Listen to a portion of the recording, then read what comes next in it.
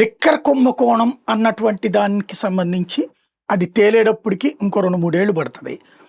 అందులో ఉందా లేదా అన్నట్టుంది. ఎందుకంటే ఇప్పటికీ కూడా కేవలం ఒకదానికొకటి ఫిక్షన్ స్టోరీస్ అల్లి ఒక స్టోరీకి ఇంకొక స్టోరీని కలుపుతా మొత్తం మీద న్యాయ వ్యవస్థని కూడా గందరగోళంలోకి గురి చేస్తున్నారు. సరే అది తేల్చుతాం, మేము తేలే వరకు మమ్మల్ని వదిలేయండి అన్నప్పుడు సహజంగా న్యాయ వ్యవస్థ వదిలేస్తుంది.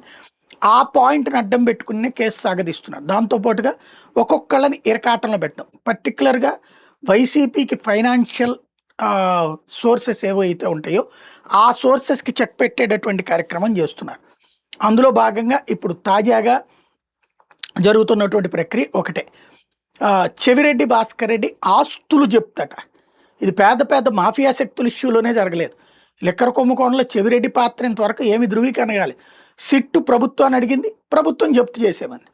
మళ్ళీ ఇప్పుడు అది కోర్టుకు వెళ్ళి తెచ్చుకోవాలి, అతను జైల్లో ఉంటాడు. ఇది అంటే ఓవరాల్గా చెవిరెడ్డి ఆర్థిక మూలాలను దెబ్బతీసేటటువంటి ఎత్తుగడ అది ప్రస్తుతానికి నడుస్తోంది.